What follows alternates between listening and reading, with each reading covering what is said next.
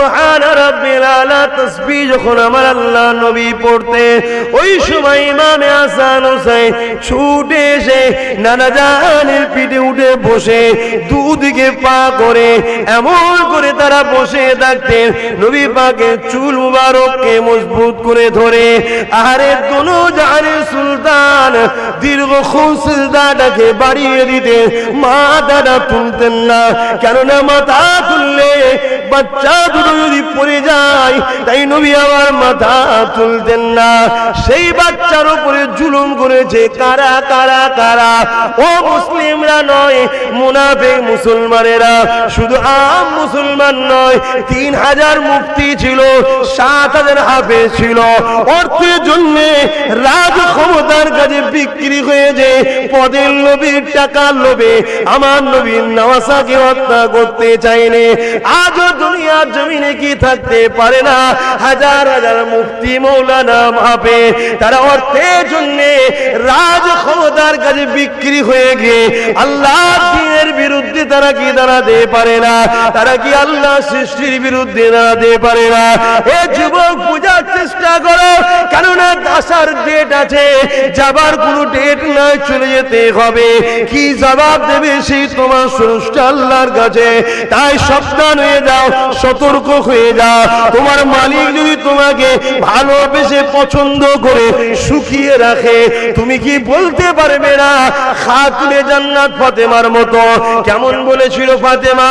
হযরত আলী একদিন বলেছিল, ফাতেমা রে কয়েকদিন খাওয়া হয়নি, ঘরে কিছু নাই, যাই তোমার আব্বার কাছে যদি কিছু নজরানা পাওয়া যায় নিয়ে আসবো। ঘরে যখন ফিরে আসছে মনটা মরা করে, হযরত খাতুনে জান্নাত জিজ্ঞাসা করেছিল, এ আমার প্রাণের স্বামী মনটা মরা কেন? ওই সময় হযরত আলী বলেছিল, তোমার মুখে 80 লাখ হতে পারলাম না কিছু দিবা, তোমার বাচ্চাদের মুখে দিবার ওসিলা হতে পারলাম না, তাই মনটা বড় মরা হয়ে আছে। হযরত খাতুনে জান্নাত বলেছিলেন, প্রাণের স্বামী আপনি কি জানেন না সবরকারীর সাথে আল্লাহ আছে, শুকরকারীর সাথেও আল্লাহ আছে। খাওয়ালে শুকরিয়া আদায় করব, না খাওয়ালে সবর আদায় করব। আমার প্রাণের স্বামী আমার আল্লাহ যদি ফাতেমাকে সুখিয়ে রেখে খুশি হয়, দাসী হিসাবে মালিককে কি সুখিয়ে থেকে খুশি করতে পারবো না? আম মানুষ বোঝে না, আম মানুষ বোঝে না।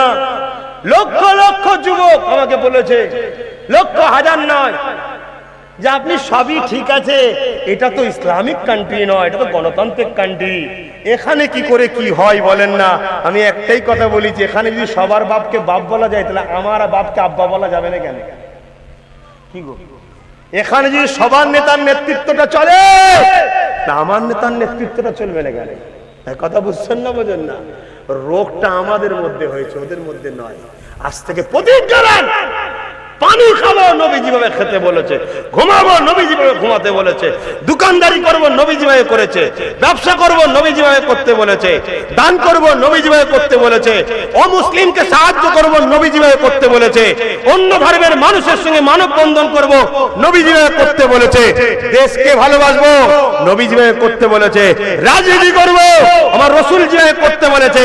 রাজনীতির নামে প্রজাকে লুটা হারাম, রাজনীতি হলো প্রজাকে সেবা করার নাম, প্রজা সুখে সুখে প্যার সাহায্য মাতৃভূমিকে নিরাপদ রাখার নাম, এই রাজনীতি রাসূল শিখিয়েছে। কথা শুনছেন না শোনেন নেই? এর বেখেলাফ যাওয়া রাজনীতি নয়, ওটা রাজনীতির নামে রাষ্ট্রবাসীকে শোষণ করা, এটা সন্ত্রাসী নীতি। কথা বুঝছেন না, বোঝেন না? আজকে জনগণ খেতে পাবে না, নেতা দিনকে দিন ফুলে মুটে আকাশে উঠে যাচ্ছে, এটা মোস্তফার রাজনীতি হারাম। মোস্তফার রাজনীতিতে তোমার এলাকায় যদি একটা অবলা পশু খেতে না পেয়ে মারা যায়, কিয়ামত দিন তোমাকেও জবাব দিতে হবে। এটা হলো মোস্তফার রাজনীতি। ও পরের দিন এসে বলছেন, না আমি পারবো না হোসেনের সঙ্গে লড়াই করতে। শুনছেন?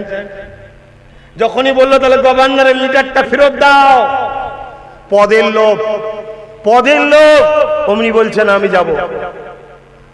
তাহলে আজও অনেক মুসলমান আছো, তোমরা বোঝো না, তোমাদের ঘরে দিয়ে নবী বংশের আওলাদদের বিরুদ্ধে লাগানো হচ্ছে, আর তোমরা সামান্য একটুখানি ছিঁড়া মারা পদের জন্য, কথা বুঝে আসছে, ছিঁড়া পদের জন্য তোমরা আজকে খানদানে রাসূল, আওলাদে রাসূল, কুরাইশ বংশের সন্তান পীরের বাচ্চাদের বিরুদ্ধে বলে ফেলছো।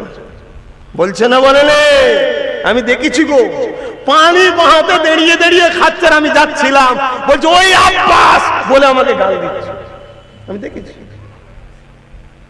মনটা ভেঙে যায়, দুঃখ নিয়ে বেদনা নিয়ে ঘরে যায় যে আল্লাহ তোমার দিনের জন্য কাজ করছি। কিন্তু আবার যখন হোসাইনের জীবনী পড়ি তখন আবার ভাবি, হাই রে আব্বাস, তুই তো হোসাইনের পায়ের জুতো ধুলো এখন হতে পারিসনি। হোসাইনও আল্লাহর দিনের কাজ করতে গিয়েছিল, হোসাইনকে যদি আল্লাহ এত বড় পরীক্ষা নেয়, তো তোকে যদি একটু কেউ গাল দিয়েছে তো মন খারাপ কেন? আল্লাহর দিনের জন্য কাজ করতে গেলে বাবা এইসব ঝড়ঝাপটা আসবে না, আসবে না? তোমরা প্যান্ট শার্ট পরা দাঁড়ি চাচা, তোমরাও আল্লাহর দিনের কাজ করবে না, করবে না? হাত তুলে বলো, করবে না, করবে না? তোমার প্যান্ট শার্ট দাঁড়ি চাচা এটা তোমার অন্যায়, ভুল, হাত নামাও। তা বলে ভুল আছে বলে দিনের কাজ বাকি কোনো করতে পারবে না? কে বলেছে তোমাকে? তুমি খাদেম হও দিনের, তুমি দিনের খাদেম হও, আস্তে আস্তে তোমার মধ্যে পরিবর্তন আসবে যে আমি একজন দিনের খাদেম। দিন বলতে দাঁড় করানো শিখাও, কোলের মধ্যে লুকিয়ে রাখছো। আল্লাহ দিনকে গালি দিচ্ছে সন্ত্রাসেরা, তোমাদের হুঁশ নাই। আল্লাহ দিনকে যারা মিটাতে চায় তাদেরকে ক্ষমতার সিংহাসনে তোমরাই বসাও, তোমাদের হুঁশ নাই। মনে রেখে দিও আল্লাহ ছাড়বে না, মনে রেখে দিও আল্লাহ ছাড়বে না। এমনি অনেক জেলায় খরা দেখা দিয়েছে, পানি আর হচ্ছে না, খরা দেখা দিয়েছে। কি খাবে? দুদিন পরে শুনবে পানি উঠছে না তলা থেকে, তখন তোমরা বুঝবে যে কি হচ্ছে। ভেবেছো নাকি আল্লাহ তোমায় ছেড়ে দেবে? হ্যাঁ, হোসাইন যদি বলতো কৌসার তোকে আমি দেখতে চাই, জান্নাত থেকে কৌসার এসে হোসাইনের কদমে পড়তো। কেন? কৌসারের মালিক মহাবীর হোসাইনের নানা ছিল। জোরে বলুন সুবহানাল্লাহ। তারা পানি পায় না, এটা পরীক্ষা আল্লাহ। আল্লাহর কাছে তারা চায়ও নেই যে আল্লাহ যা পরীক্ষা নিচ্ছেন শুধু ধৈর্য দেন, আপনার পরীক্ষা যেন কামিয়াবি হয়। ওহ, আজ আব্বাস সিদ্দিকী তোমাদের ঘরে নিয়ে সেই নবীর দিনের জন্য, সত্যের জন্য, সভ্যতার জন্য কিছু করছে, এতে একটু তোমাদের উপরে একদল সন্ত্রাসরা জুলুম করে, তাই তো নাকি? মন খারাপ হচ্ছে? হ্যাঁ, মনে রেখে দিও বিচার তাদেরও শুরু হয়েছে। এখন তো সবে ধোঁয়া উঠছে, আগুন এখনো ধরেনি। খোদা ধরাবে, দাঁড়াও। খোদা কি হারিয়েছো? ইমামে জয়নুল আবেদিন জীবনে কোনোদিন ঠান্ডা পানি খায়নি। ইমামে জয়নুল আবেদিন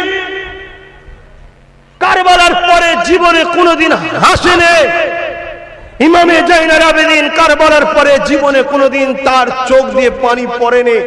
এমন কোনো দিন নাই রোজ পানি পড়েছে, এমন সবাই দেখেছে। কাবা শরীফ তওয়াফ করছে আর কাঁদছে। কেউ জিজ্ঞাসা করছে আপনি এত কাঁদছেন কেন?